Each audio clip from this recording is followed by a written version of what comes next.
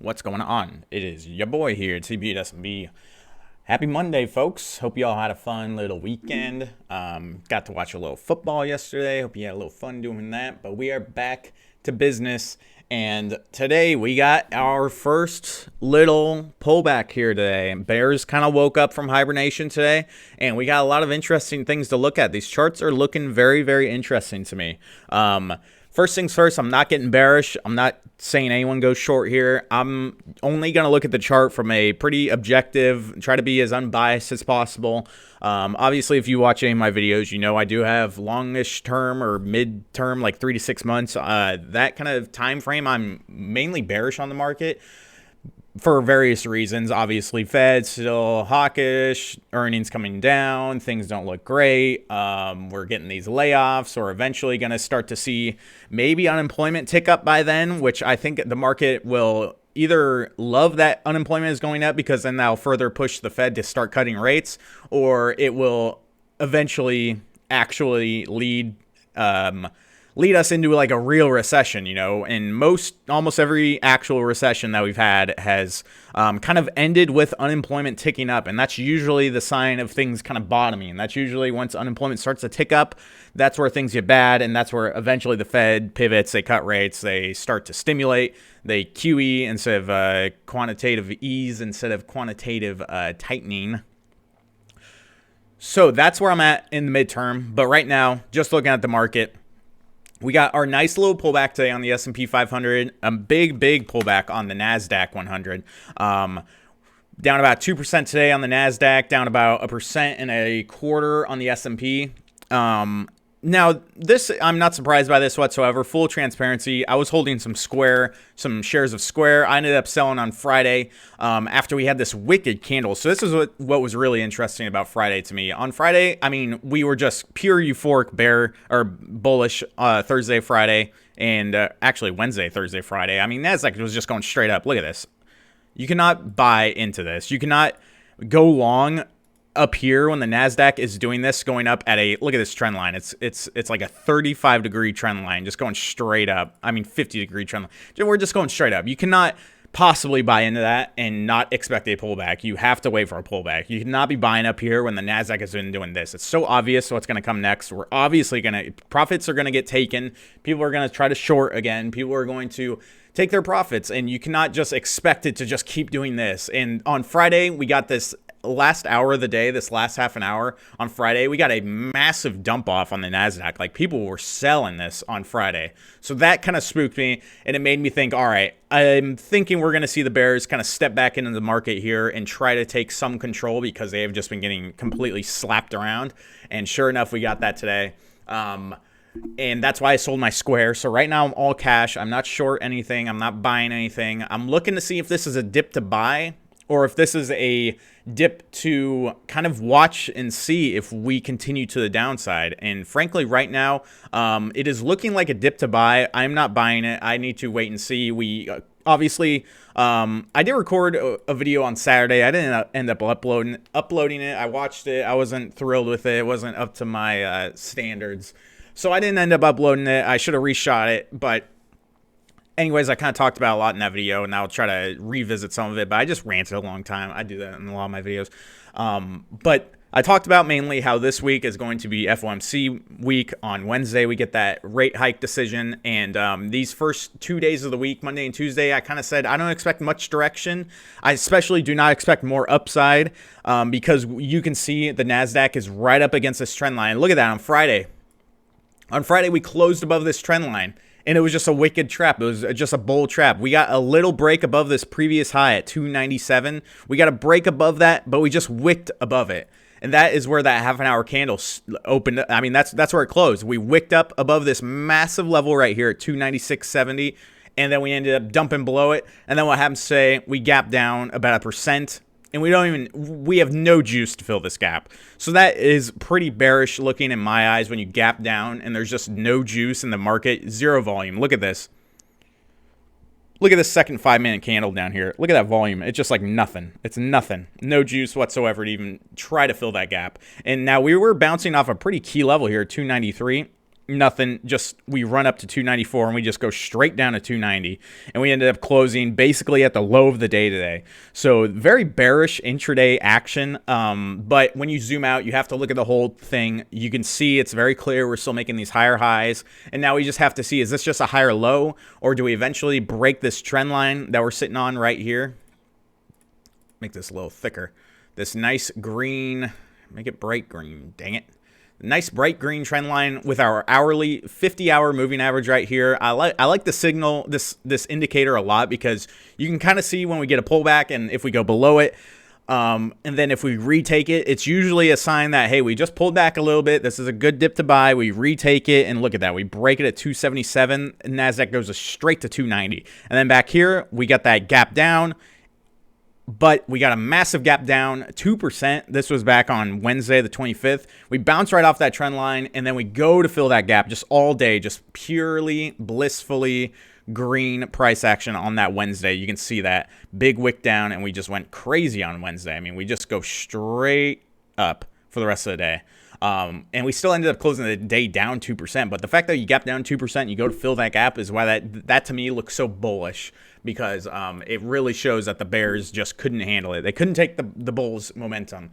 So today, big red day, we got to check volume. Always look at the volume. And you'll notice this volume is not jumping off the screen. It is pretty unimpressive, honestly. It's not like the type of volume that you see over in these kind of this kind of move over here back in August. You can see the uptick in selling volume. You see the selling volume's low, low, low, and then all of a sudden you get an uptick, and then this Jackson Hole day you get a massive uptick, and then you have strong red selling just constantly.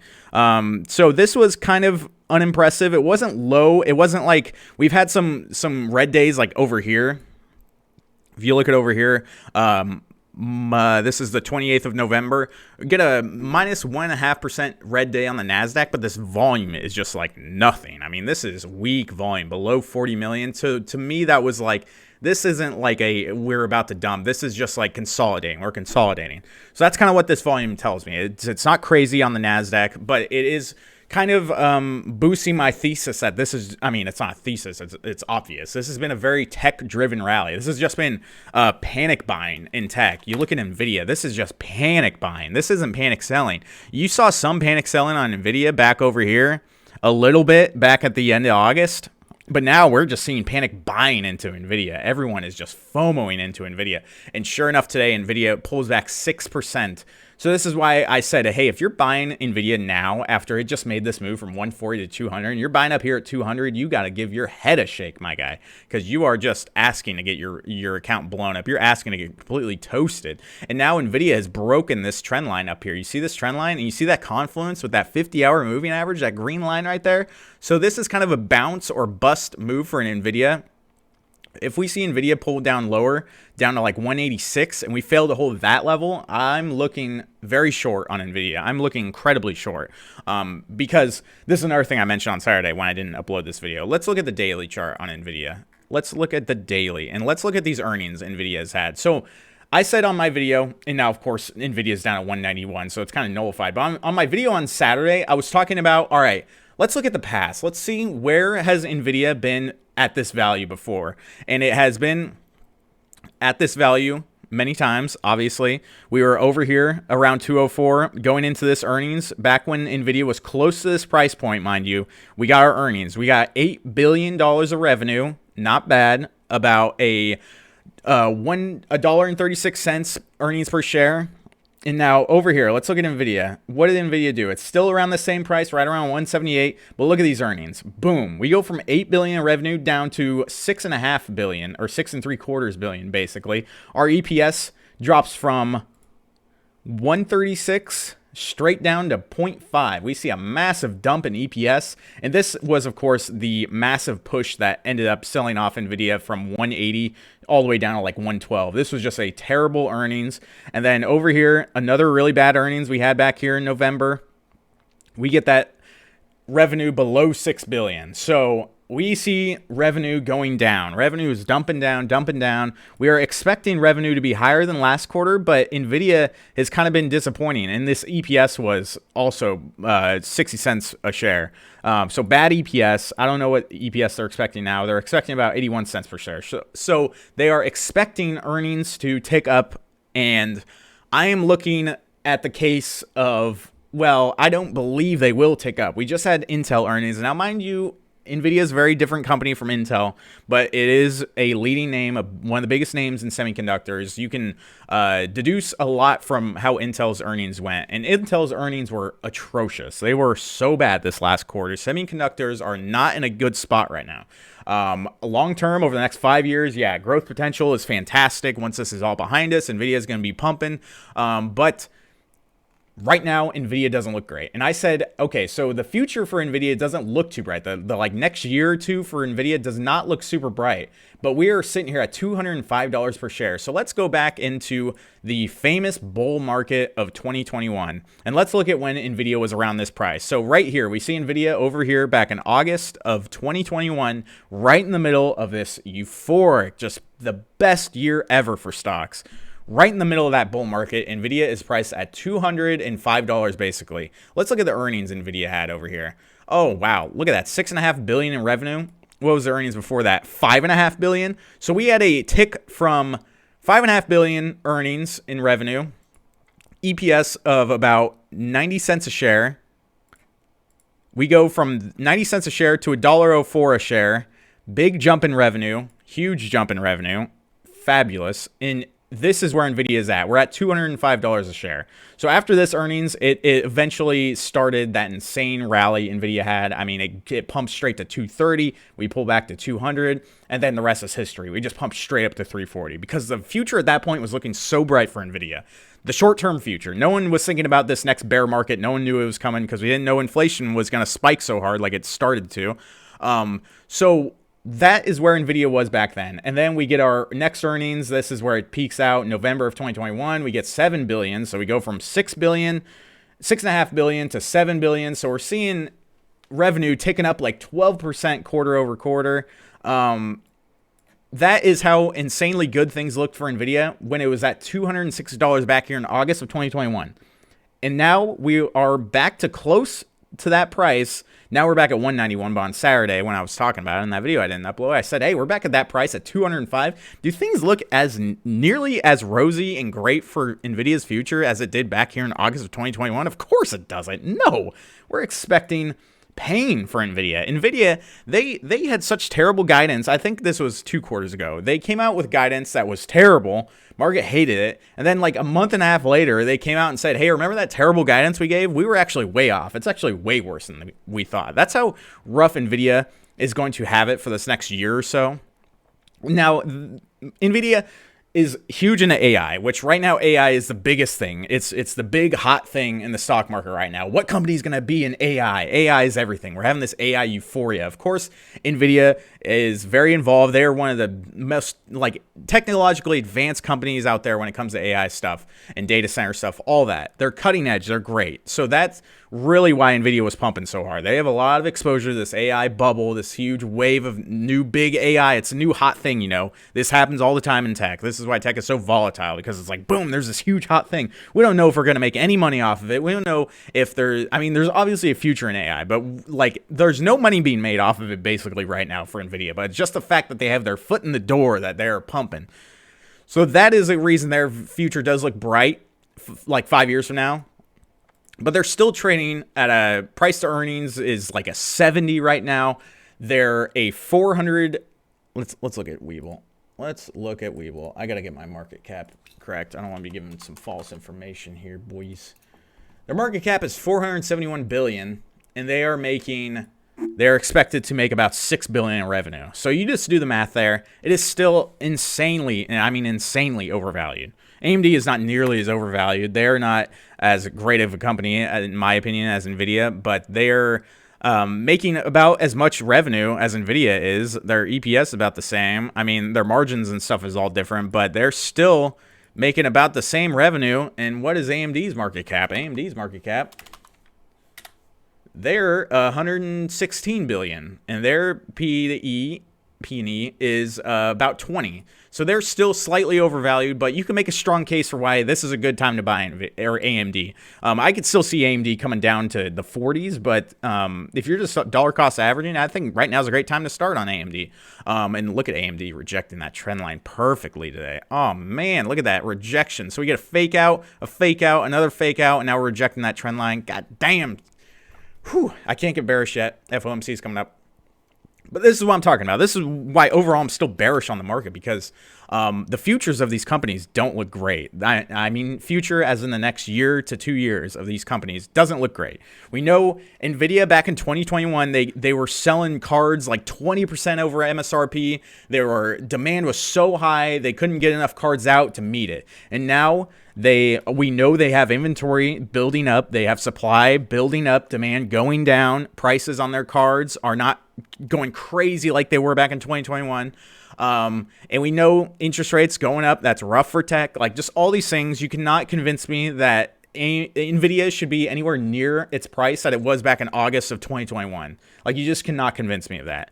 I refuse to believe that. That's absolutely insane. And that is the stock market for you. The stock market just does this crazy, insane stuff to get you to FOMO in, and then it just yanks it back down. I mean, NVIDIA's done this so many times already this year. It has had these crazy rallies, rally to 190, and then dump straight to 140, and then rally to 205, and now we're already dumping. We just dumped about $10 on NVIDIA. So come on. I could talk about this all day. But anyways, that's kind of what I think about NVIDIA right now. That's why I'm not FOMOing in at all. I feel no FOMO for NVIDIA because I almost am certain I'll be able to get it cheaper. At least if we go back to 140 on NVIDIA, consider me a long buyer. But NVIDIA is one of those stocks I'm about ready to start dollar cost averaging in, because I do know it's next a few years from now, its future will be very bright once this is all behind us. I mean, if it's all behind us by then. But anyways, back to the S&P 500. Now that I went on my little tangent about NVIDIA. Same thing for S&P. We gap down a big old 0.5%. We fill some of the gap. We bounce here at 402.50 up to 405, and then rest of the day we just dump. So right now the S&P 500, absolutely, we have to get support at 400. And if you look at the hourly 50-hour moving average, same thing on the S&P. It's right here, this confluence. It's right at 400, this green line. And now we already got a sell signal on the system on the 30-minute 50 simple moving average. We already got the sell signal. So I'm not going short on the S&P. We've had a fake sell signal back here. Same thing. We sold, and then we just ripped straight above it. So things are not bearish enough for me to take this sell signal seriously, and it's happened over here too. We had sell signals, and then it just didn't really move. We have fake buy signals, so we could just be in range from 408 to 390 for the next couple weeks. Who knows? But I'm not bearish enough to go short on the S&P right now, but I'm going to tell you that today was a very bearish-looking price action kind of day. Just an ugly candle, too. You get this big wick to the upside with a big red body on the bottom of it, and that's also why on Friday I was very suspicious, because the Nasdaq on Friday was up, like a full percent, and the S&P 500 is only up like 0.2%. So when you're seeing that like 0.8% difference in green days on the S&P and the Nasdaq, that's where I'm starting to get like, all right, the rest of the market's kind of being like, hey, pull it back here, tech. You guys are going a little too fast. We got to pull back.